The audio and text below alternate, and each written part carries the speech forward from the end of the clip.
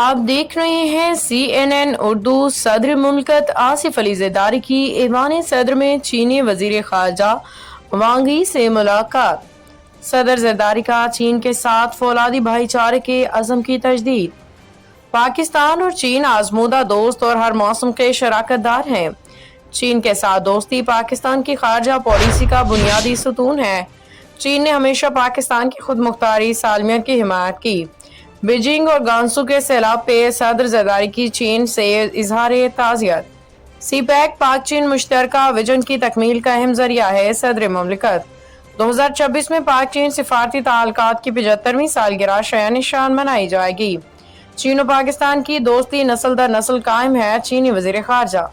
ملاقات میں دو طرفہ تعاون و علاقائی سلامتی پہ تبادلہ خیال۔